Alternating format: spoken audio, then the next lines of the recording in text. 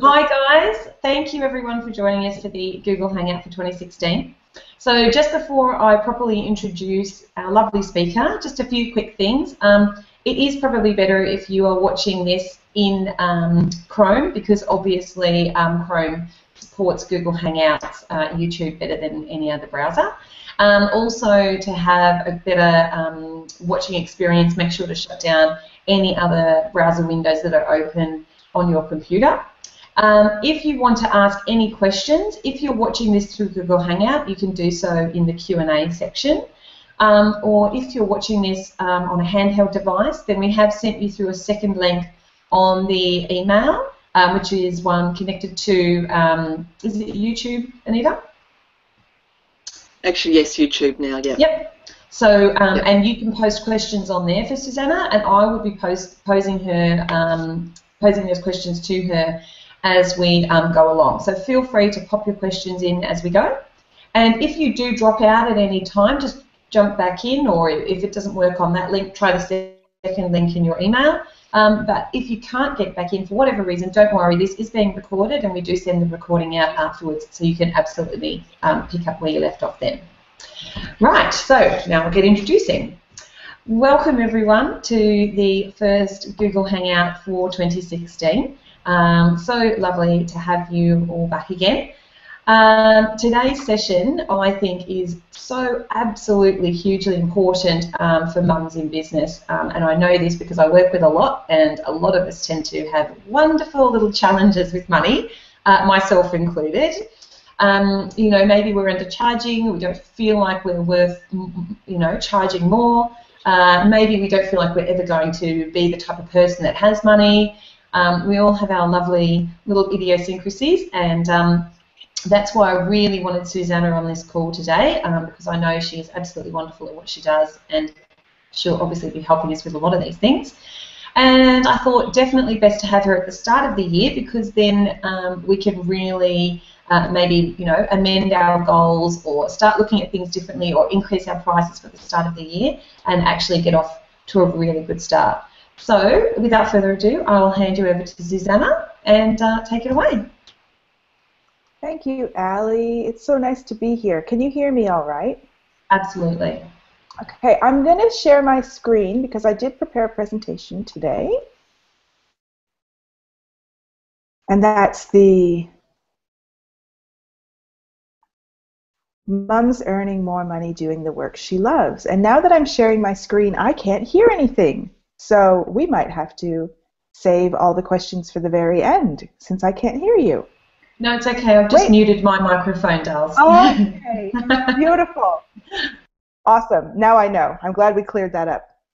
So I know that I'm talking to mums today, or mostly mums, and I was really feeling into a kind of a busy energy this morning. I was feeling that sense of what is it like to be a mum, and what is it like to be a mum who's doing her own business as well as everything else. But I want to invite you as much as possible to be present and just listen, whether you're on the Hangout Live or listening to the recording, to really be present and think about what in this is valuable for you today. Sorry, Susanna. Oh, no, that's all right. We've just lost your slide share for some reason. When you're talking, it's coming up black. Do you want to just try unsharing the screen and then sharing again for me? Sure. Let's try that. Otherwise, we might have no screen.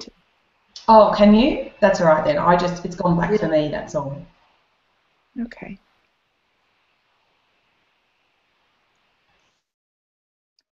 So welcome. Again, if you're just taking a moment to be really present and take a few deep breaths, and we are talking about money, so I get that that's a topic that can bring up some stuff and some heavy energy, so just take a few deep breaths and listen to the soothing Canadian accent, and just be present and think about your desires and what you would want to receive from listening to Mom's Earning More Money Doing Work She Loves. So who are you? If this describes you, then you're in the right place. You may be some kind of a healer, teacher, coach, author, artist. You definitely doing some aspect of that. And you may be doing more than one of those aspects. And if that's not what you're doing for paid work, it's what you want to be doing. Also, you'd really like to earn more money, or you'd like to be earning more money in a way that's joyful, purposeful, and meaningful to you. And you may feel like there's a trade-off. Like either you can earn the money you want, or you can do it in a way that is joyful, purposeful, and meaningful. And how is it relevant to mums and important for mums is that two things that I see a lot is this whole, well, we don't really need the money, so ...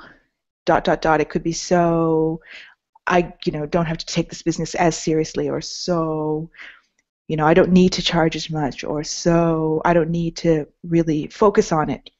And it's kind of a way of letting ourselves off the hook. Or another one I see a lot is we do really need the money, so...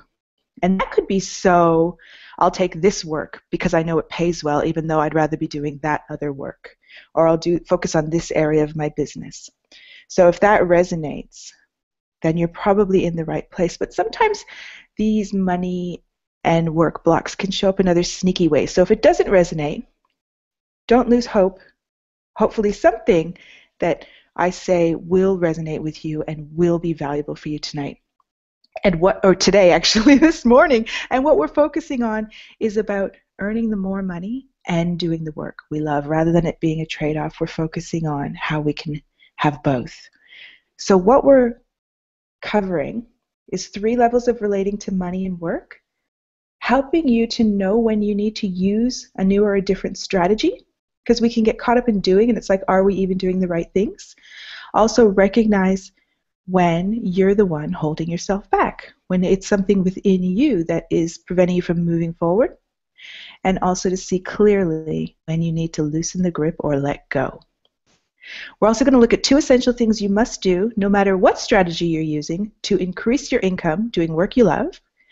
We're going to look at a tool to connect to your desires and how to use desires, I love desires, to shift your emotional state about money. And lastly, we're going to also look at a belief change process, because often when we're dealing with money and work, we're bumping up against some beliefs that aren't serving us. So having a tool to shift that is really, really powerful. So I'm going to share that with you. Hopefully we have enough time to get through all of that and more. So who am I? I'm a Canadian, but I live in Melbourne, Australia now. And I absolutely love nature, the outdoors. I also really love being at home. I live in a 101-year-old house, which I love. And I moved to Melbourne from Perth in May 2015. So I'm relatively new in Melbourne, and I just did it because it felt right. So if you've ever done something just because it felt right, I can relate, because I just felt right. My favorite toy as a child was this Fisher-Price cash register, because I loved playing with money. I've always loved playing with money. I love the idea that we can trade it for stuff and experiences. And I also liked when the cash register went cha-ching. I went on to become a financial planner. There was a few twists and turns along the way, but I did become a financial planner, certified, for a little while, because I love helping people with money. But I realized that at that level I was pretty limited on how I could help, because it was just purely a material level. So about 4 years ago, actually 4 years ago this month, I started my own business. And I realized that to be able to truly help women with their money, I need to focus on more than just money at a material level. So I totally skilled up and got some extra skills like NLP, hypnosis, art of feminine presence, studied some access consciousness. I'm constantly studying, and also created some of my own tools and techniques that help shift energy and emotion and beliefs and things that hold us back about money. So that's my whole business now. And I just love supporting women rewrite their money stories and earn more doing work they love. So the 3 levels of relating to money and work, I call them strategy, inner me, and mystery, because they rhyme, and I like rhymes. So when do you need a new or different strategy? So the strategy level of money, this is like when relating to money on a material level. dollars and cents, how much is in the bank, this is where we're taking action, this is where our logic is. Everything's more or less measurable at this level, and we can perceive it. So we can execute a strategy and we can measure, was that successful? But you may need a new or different strategy when your intuition guides you. And I know that's like, what? You're telling me I need a new one? It's the level of logic, but you're telling me to follow my intuition? Yes, because there's so many things that will make sense. And one day they might make sense, and the next day they might not make sense, and it's all contextual. But within your internal guidance, that is where the real beauty is. And I think that we can get caught thinking, oh, it's got to make sense, when really our internal is telling us, you need to try something different. Or it makes sense to give up, and our guidance is saying, no, keep going. Because there's so many experts. So when I want to ask you now though, and I don't know if you want to get involved and type it in, but it's like, are you currently working with or considering working with a strategy that's not quite right for you? And it could be anything. It could be like how you're tracking your money, or it could be like a business building strategy, a marketing strategy, anything like that. Are you currently doing one that doesn't feel quite right? Or considering one and there's something not quite right? Or are you being guided towards using a new strategy? Because I really want to encourage you to tune into that guidance. And then the help you need, there is someone, will appear. I'll give you an example. I did this session with Jennifer back in Perth, and she is a very sound, logical woman, but she had so many ideas, and she had so many things she wanted to achieve, and they were just in a jumble in her head. And so what we did was help her clear her thoughts so that she could look at, what do I need to do next, which she called putting her ducks in a row. Inner me, this level, a lot of my work is at the level of inner me. I mean, it has to make sense strategically, and it has to be intuitively right, but a lot of the work I do is actually at inner me around money and work, because this is what's going on inside of us. This is our private self. These are our unconscious thoughts, our beliefs, the underlying driving beliefs, not the ones we want to think we believe, but the ones we actually believe that are driving us, and also how we feel and our emotions in the moment. This is the part of us that avoids things because of how they feel. We might avoid doing some work or moving forward in some way because it feels scary or it feels not quite right. What's happening at the level of inner me is going to determine the energy we bring to our strategies, and also how draining they are to execute. Sometimes if we're holding ourselves back at the level of inner me, it feels like a tug of war. It's like we want to do something and then it takes a while, or we move a step forward, 2 steps back. I've been incredibly blessed to have had quite a few conversations with women around their inner me and what's happening at that level, and I've been able to help them. And one thing is that it's the voice of our subconscious, and it speaks through symbology. So often it doesn't make logical sense, but that's okay, because we can feel those things shifting. And the part that's sabotaging us is always trying to protect us. I have never found an example where it was just trying to be mean. It was always trying to help. So I think it's nice to think of it in that way. And so shifting on the inner me, which is kind of what we're going to be doing later with the beliefs, is about bringing ourselves, our inner me, and our self that wants to keep us safe into alignment with it's okay to move forward. And I'll give you an example of this. Amanda was feeling really stuck, afraid, completely out of her depth. And we had a session, and in that, nothing had changed on the outside. Nothing had changed on the level of strategy.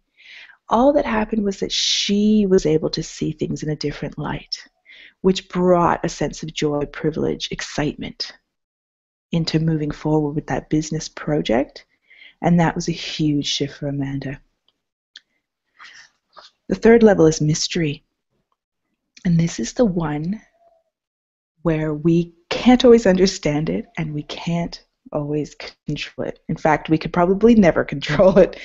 And this is basically an acknowledgement that we are creators. As human beings, we're creators of our lives and we create, but we're not controllers. And there are bigger forces at play. There are universal forces. You know, depending on your belief system, you might think that you have guides or you have a life plan or soul contracts or karma or whatever your belief system is around that. It doesn't really matter. The point is there's something more than just us. But things don't always happen the way we want them to. And so I'm not making a spiritual teaching about this. I'm just acknowledging that it happens, because we can get frustrated thinking I'm trying all the strategies and I'm trying to change who I am and I'm, bring that into alignment. But sometimes we just can't control it. And this can block a lot of energy and a lot of manifestation of money and moving forward, because it takes energy to try to control stuff. But when we stop trying to control, our creative capacity can open up. And it's like kind of like the feeling of a fresh breeze blowing through a room, just new and fresh and energizing. And there's 3 key ways to know that you're controlling. And that's when you find yourself saying, this must happen in this way, or this must happen by this time. When you hear yourself saying that in any variation, is probably a good chance that you need to loosen reins. And it's kind of funny because we get told to do SMART goals, that are measurable and timely and all of that. And there's a place for that as a focus. But when we are saying it must happen, we're setting ourselves up to really put a lot of energy into it in the wrong way. So, when we let go of that control, it can feel scary, because especially around work and money, because our survival is at stake. But the people that really thrive, are the ones that are willing to step into that uncomfortable place of trusting that their survival is looked after, and they will be able to build on that and move forward. I want to give you an example. Nerida, she is a mom, and a mom in business, and she had 3 kids. And we did a session in this, her fingers and her hands were aching and in pain from gripping. It was showing up physically for her. And what came out of the session was that she was able to let go. And it's really cool, because by the end of the session, she just felt so much better about things, which in and of itself is a shift. But then later that day, something that was already there, it was already a seed that had been planted, sprouted, and she was hired to do this 1-hour speaking gig for $500, which she was so stoked about, and it led on to more work as well. So she went from a place of being worried, where's the money going to come from? I'm going to make it happen, I'm holding so tight, to letting go and letting this beautiful opportunity come to her. And what was really cool is she works in transformation. So she got that it was something that shifted in her.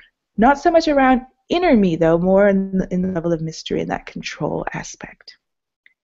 So I want to ask you, when it comes to your money and work, what level do you think needs your attention right now? Strategy, inner me, or mystery? And it may be more than one.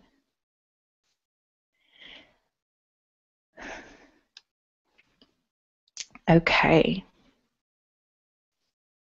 So there's 2 essential things you really need to do. No matter what strategy you're using, no matter what you're trying to create, to increase your income doing the work you love. And these are I love these 2 things because they don't feel like hard work to me. They feel like beautiful, creative things. And what they are is desire and belief. Bob Proctor said something like, desire pulls you towards what you are seeking to create, and expectation pulls what you desire towards you. So it's that kind of magnetic resonance of these things can come together. And you may think, well, I've created things before and I didn't do desire and belief, but you might not have done it consciously. You might have been doing it just naturally. When it comes to money and work, there can be blocks that make it difficult to slip into that natural creative process. So we're going to look at the belief change part first and then move into the desire so we can finish on desire because it feels so lovely.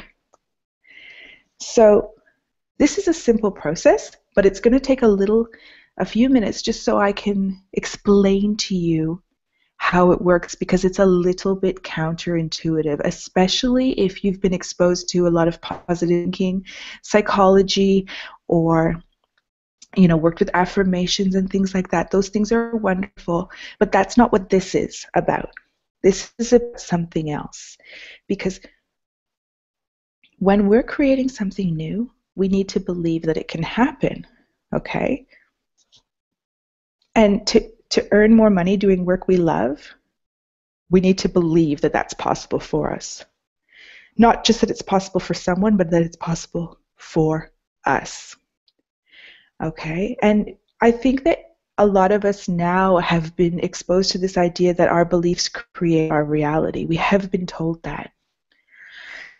But we don't always get told that what we believe might not actually be true. So we don't always get told how to construct a new belief system, or that we may need to break down and deconstruct a belief system that's already in place. And I already touched on earlier how money and work are, linked to our survival. So breaking down and reconstructing a belief system around money and work can be challenging because there's part of us that wants to keep us safe. And so much of our belief system around money and work is set up when we're young. So when we're looking to change our beliefs, we first must acknowledge what we currently do believe that we realize might not be serving us in moving forward towards that more money, earning more money from work that we love. And so I'll give you an example. And the way that I've worded them is very deliberate. I've deliberately started them with I believe, and then I've deliberately made sure I or me is in there. So it's not a belief about the world or a belief about me. It's actually putting ourselves in the belief. I'll read you some examples. I believe I have to work hard for money, right? I believe money doesn't come easily to me. I believe I won't get ahead. I believe I'm greedy if I am motivated by money. I believe I won't ever make it. So, and we can also go back to those things I said at the beginning about I believe, that my income is not as important to the household. Or I believe I can make money doing this work, but I can't make money doing that other work. So some can be very general about money, and some can be very, very, very specific about our current situation. So I want to invite you to pause and consider anything you might be believing about yourself and your work that prevents you from earning more money doing the work you love. Is it not talented enough, not ready, not being able to handle the pressure or the time commitments or the responsibility? I know for myself, I'm always quite dumbfounded by the fact that people think what I do is brilliant, and I still have beliefs that I'm shaking around people want to work with me because I'm like, really? Okay.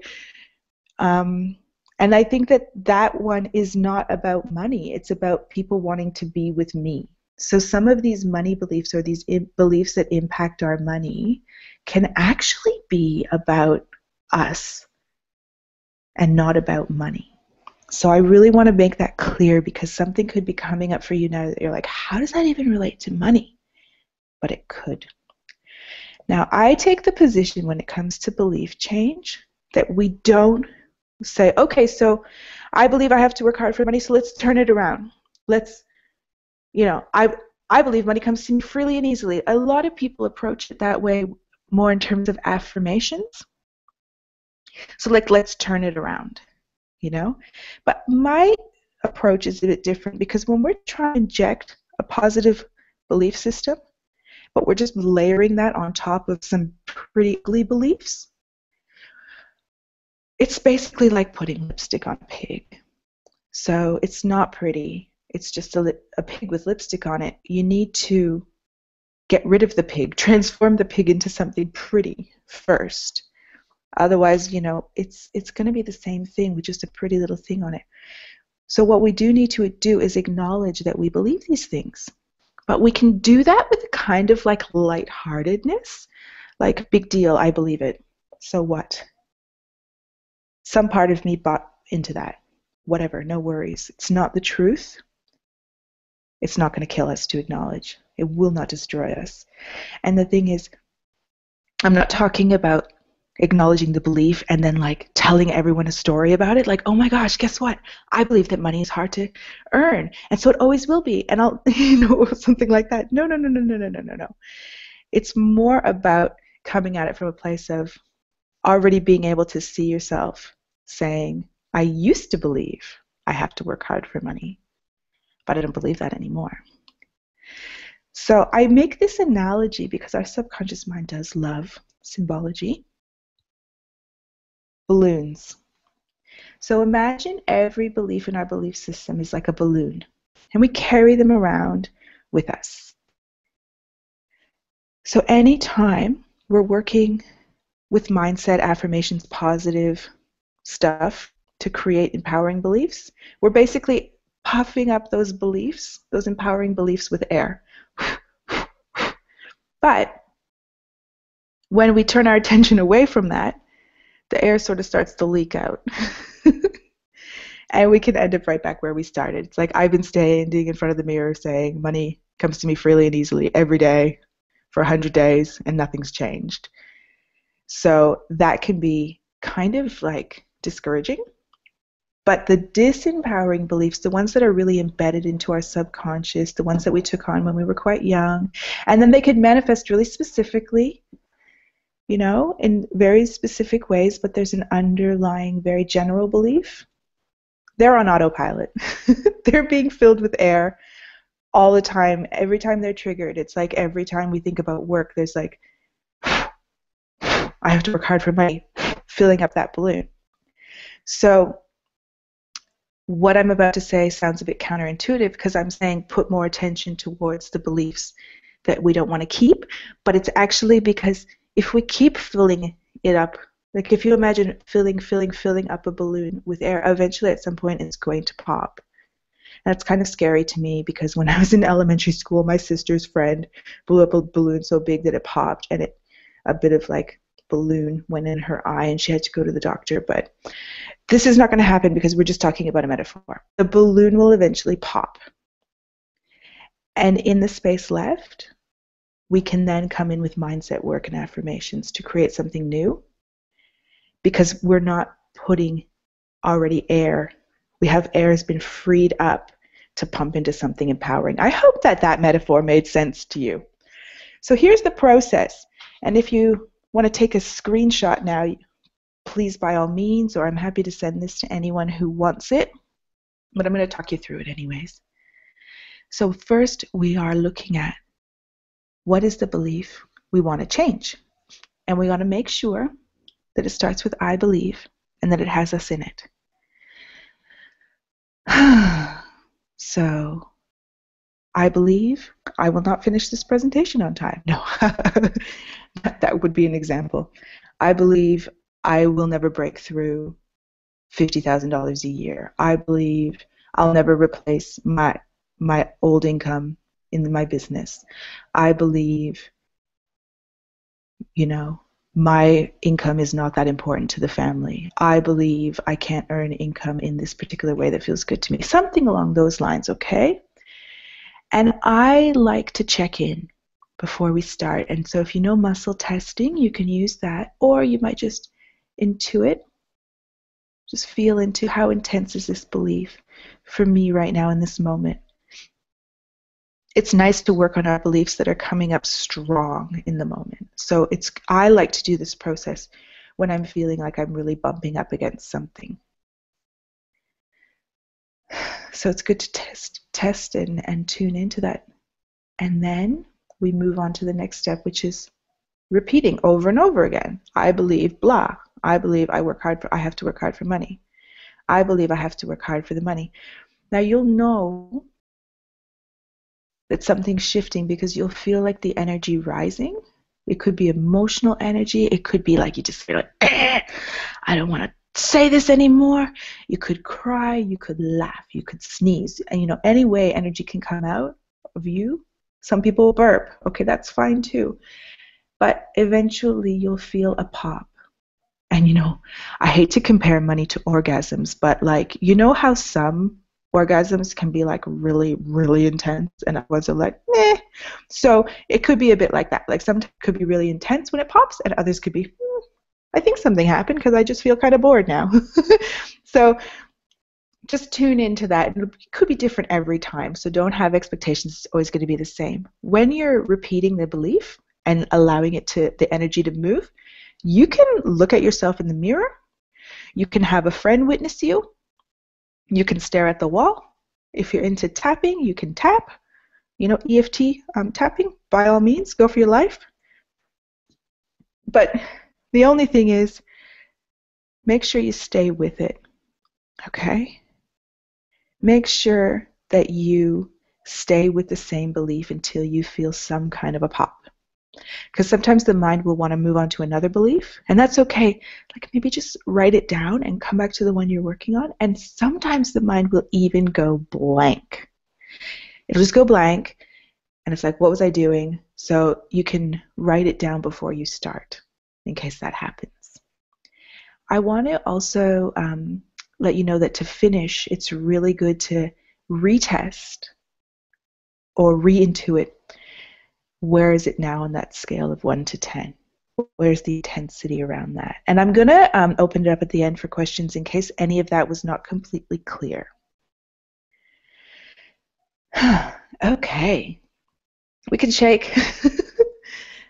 We can shake. Just talking about shifting beliefs can bring stuff up. So if you want to take a couple of seconds here and just kind of shake your arms, shake your legs, shake that energy out, that would be cool. Because we're going to move on to desires, which is like the other half of the formula, if you like, and it is really a good feeling half, in my opinion. So the tools to recognize and connect to your desires, how to use your desires to shift your emotional state about money. Wouldn't that be cool? So you may desire to earn more money doing work you love. It's possible that that's one of your desires because you're in this hangout. But the desire can have many aspects. It could be that you want to stop doing what you're doing and do something else. You may have a real burning desire to get a particular skill or a project or one of your gifts out into the world and share it. For you, it might be about the sense of accomplishment, freedom, being able to choose to do work that you love, and the joy of being rewarded, being valued in exchange for that work that you love. And also, it could be what the money can do for you. It could be about what you can buy with that money, what that would mean to you, to your family, to your lifestyle. The thing about desires is we've been talking a lot, and a lot of what's been happening so far today has been mental. But desires are not mental. It's not about, I really want this thing. It's not. It's potent. It's visceral. Like we can feel it in our bodies. Sometimes when I really want something, it's like I have to take a deep breath before I can even say it because it's that intense. I really want this. I really want to work with this client or to do this project or for this new thing to happen. It's feeling it in our heart and it's feeling it in our body. And now, desires feel great, so why would we not want to just like connect to them all the time. And I believe part of that is that, again, going back to that inner me level, we've been kind of trained to not follow our desires. We may have had desires that were not appropriate, or we were told that they weren't appropriate, or we may have been, you know, by our caregivers or other people in our life encouraged, not to get attached. Like, don't get your hopes up. It might not happen. So learning to feel and allow our desires is kind of a muscle that we might need to build, and it might be rather weak at the moment. But the cool thing about desires is that we know when we're connected to them because we instantly feel better. Like, we don't even have to have what we desire yet. Just feeling into the desire. If it's a true desire, in my work I do hear people talking about private jets, and I'm like, if that's what you really want, but I'll know if they really want it, because if they're feeling the desire, I'll be feeling it right there with them. And often it's not that. It's things like, I want to have time with my family.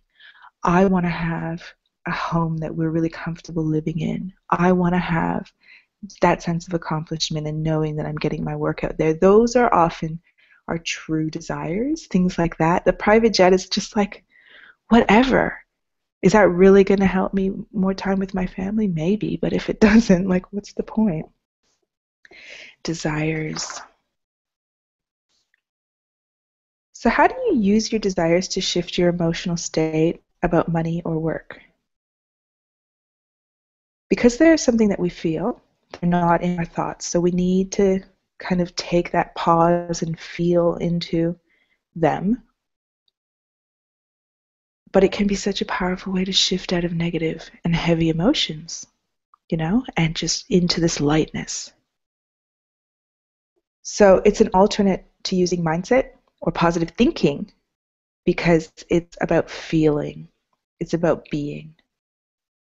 It's not about doing, and it's not about thinking. It's about feeling, and it's about believing, being. And it's really essential to acknowledge what we're feeling.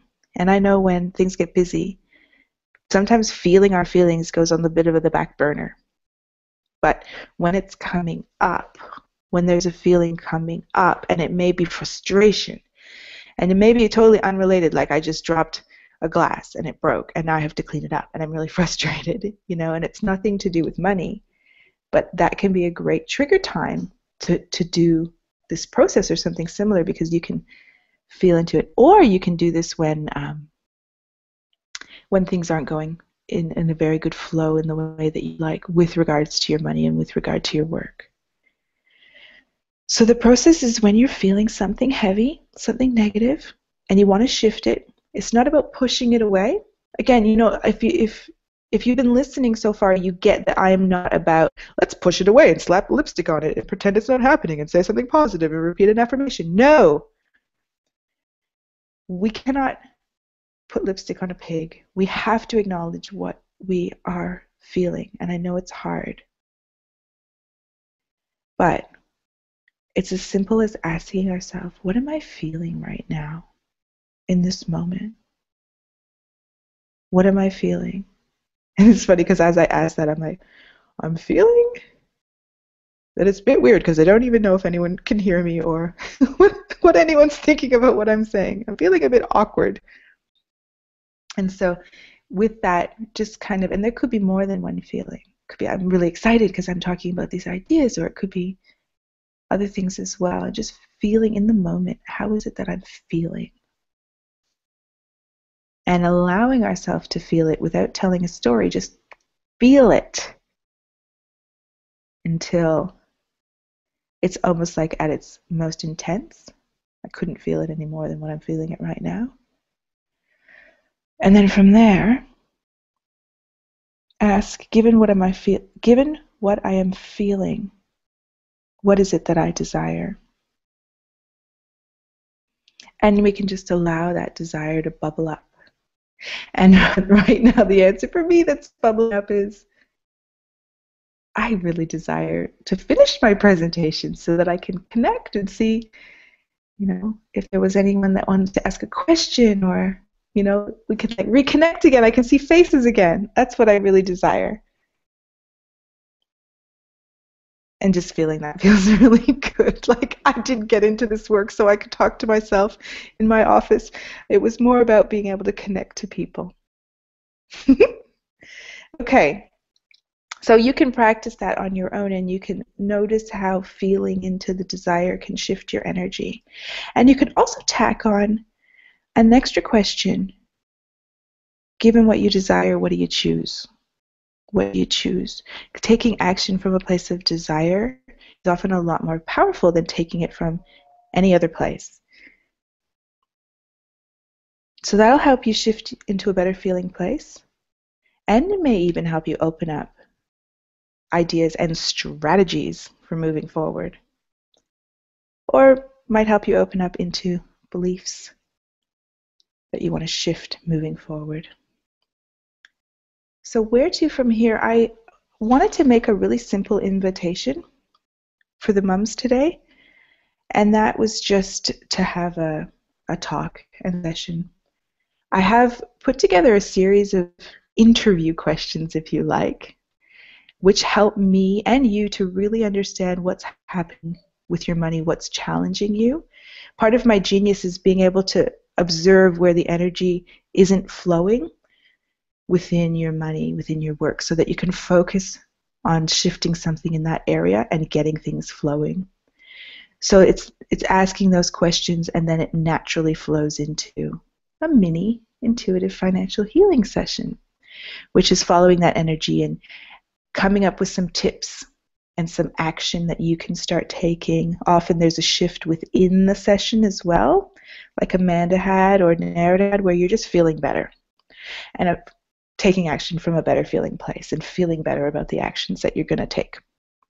So I'm offering those for $47, which normally people pay $197 to work with me for an hour. So that's an amazing savings, and also kind of a no-brainer. Like, if you're thinking, I might be interested, but I don't want to make a huge investment to chat to Susanna, that's your opportunity there.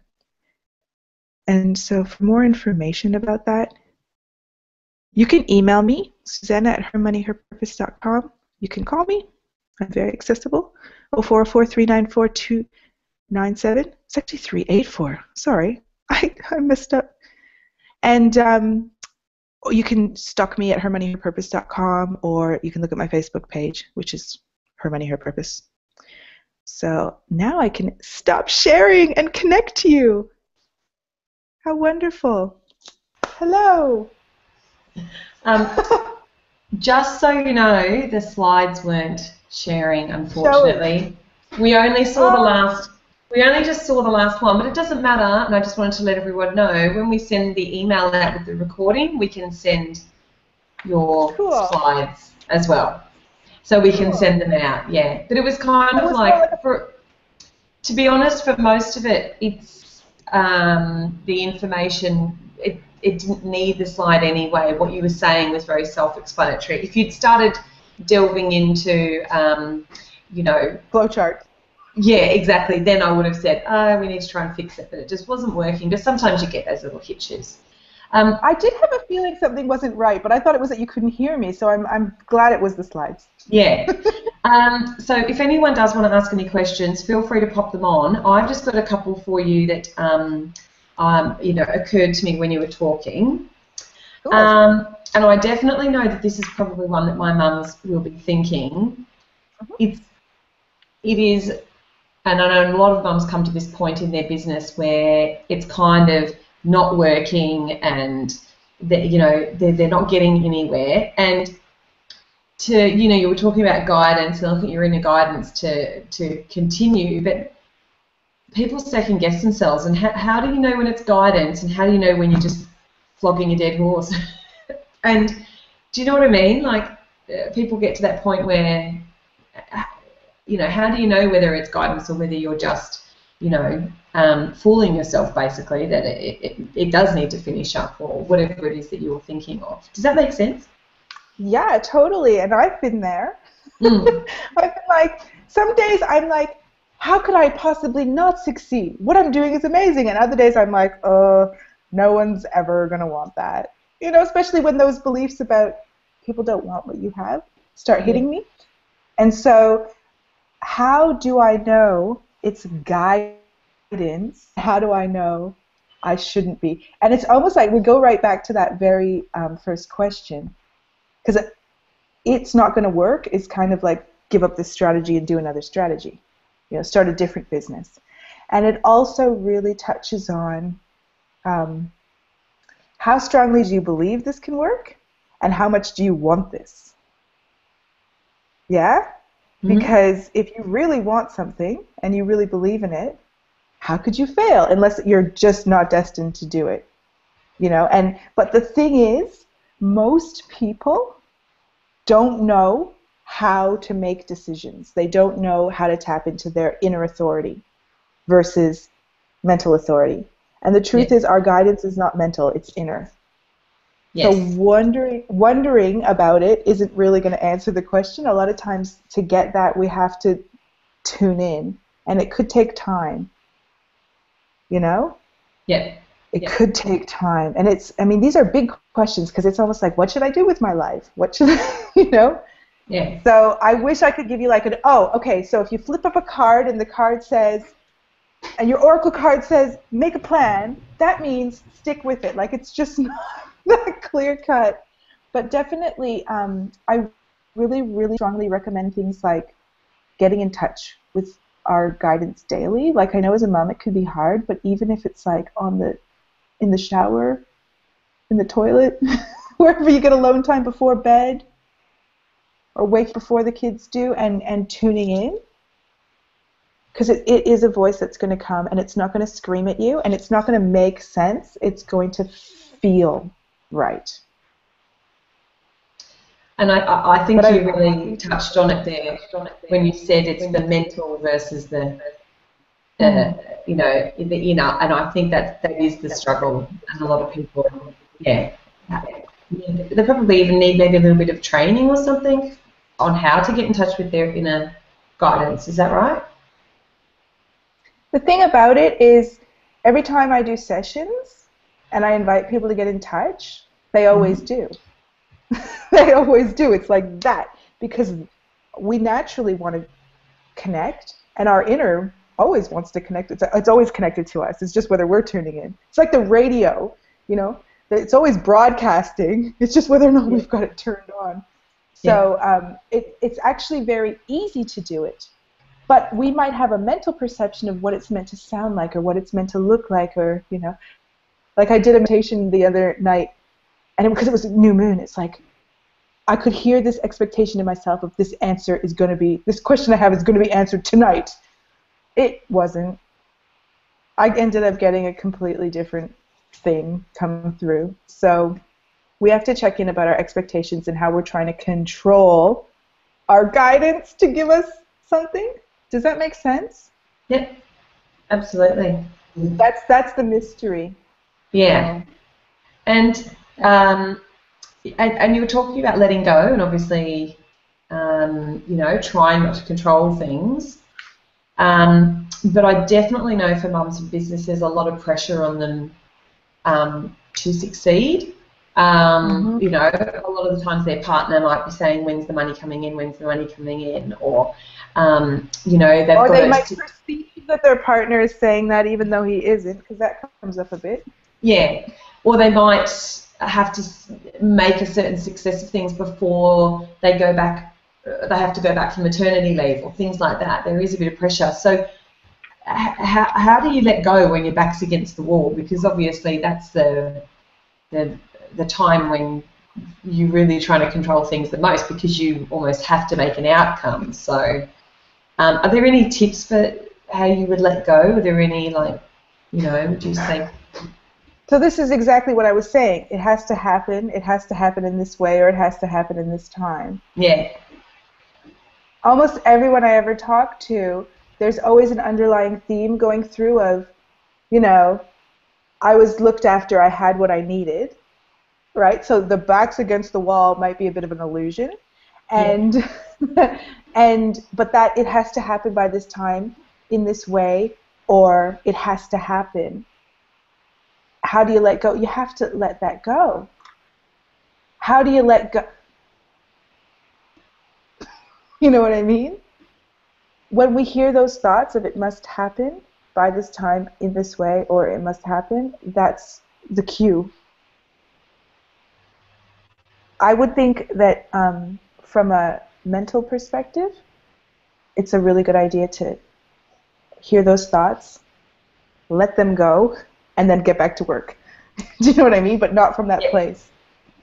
Yeah.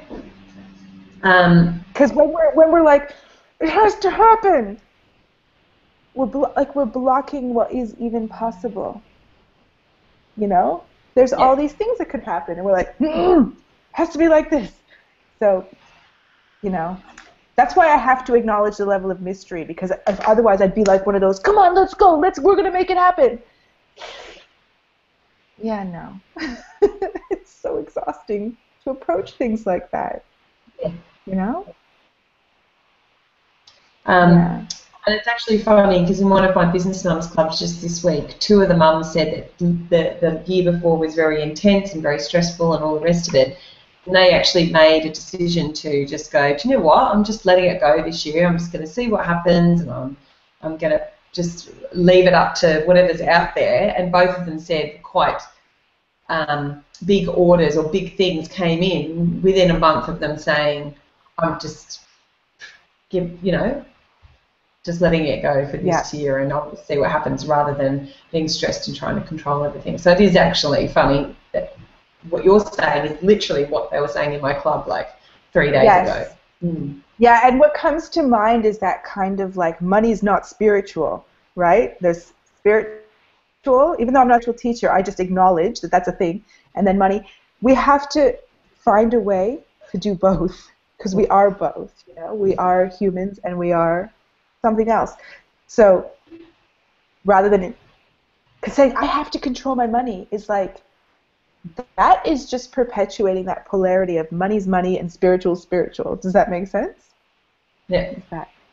Yeah. And the last question I thought was something interesting you were saying about like how parents can already sort of start conditioning their kids from a young age by saying things like don't get your hopes up and things like that. And I'm just wondering, like for the mums watching, like what's something that they could, think about, in raising their kids, of maybe different ways that they might want to say something, or different things they might want to think about, when they're talking about things like money or receiving things. Yeah, that's a really good question. And I am not a mom. And there's a lot of, I hear answers floating around like, instead of telling your kids we don't have the money, say we have this much money and we're using it for this, kind of explaining to them. But you're talking, I feel like your question is also more on the, like, can I create my life? Can I do anything I want? And that's such an empowering belief system to impart onto children. But I think that if I was a mom, I would like to think that my way of approaching it would be less about, I've got to teach it to them, because the thing is, they're learning it anyway.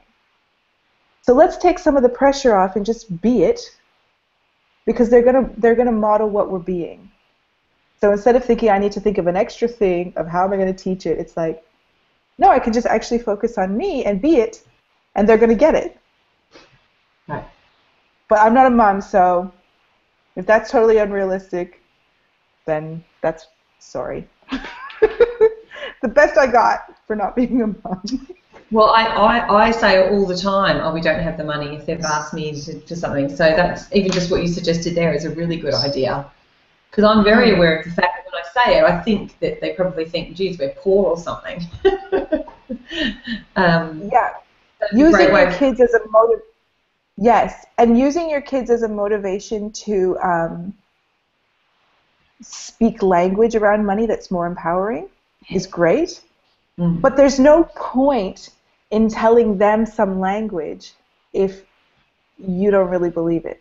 There's no point in telling them, what is that going to teach them? That's going to teach them that mom says one thing and does another. How is that?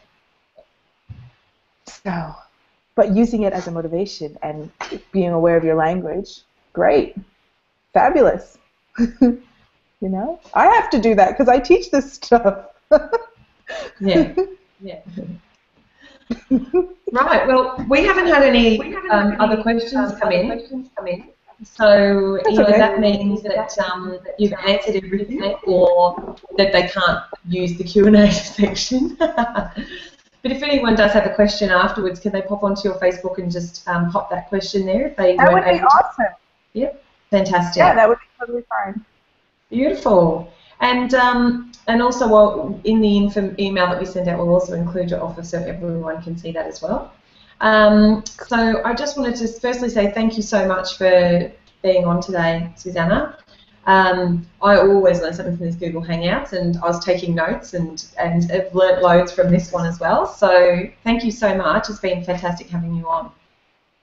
That's all right. It was a lot of fun. Thanks, Ali. And also thank you to my lovely Google Hangout gal, Anita, who's going to quickly put her video on so she can say... if anyone wants to know how to use Google Hangout, or they would like someone to run them for them, Anita is just fantastic and she does everything for me. So definitely get in touch with Anita if you'd like any help with that.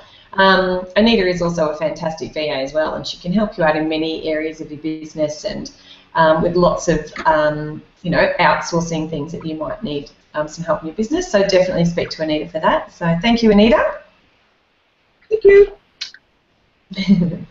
And also just a couple of things. Don't forget the Brilliant BizMum Awards have launched, and there's 13 different awards categories that you can nominate in. Please nominate yourself or nominate another mum in business and just make her day that she gets a nomination in the email to say she's fabulous at something. And you can see all the details on my website for that. And for those of you in Melbourne, I also have a big, a Kickstart to 2016 day coming up on March the 1st, which is time management, organising yourself, mindset, and outsourcing. So if you want to get this year off to a really great start and kick it off with loads of great tips on how to manage your time and get everything organised on your office and on your digital workspace and start off with the best mindset, then definitely check that out on the website as well. And that's it from us. So hopefully we will see you all again next month. I think it's Facebook ads next month. Anita? That sounds right, doesn't it? Have a look, yeah, something like that, yeah. I think it is, yeah. So we'll have Lauren from Impactivate talking you through how to set up Facebook ads to absolutely make the best of that advertising and marketing medium. So that's it from us for now. Until then, have a really good day and catch you next month. Bye.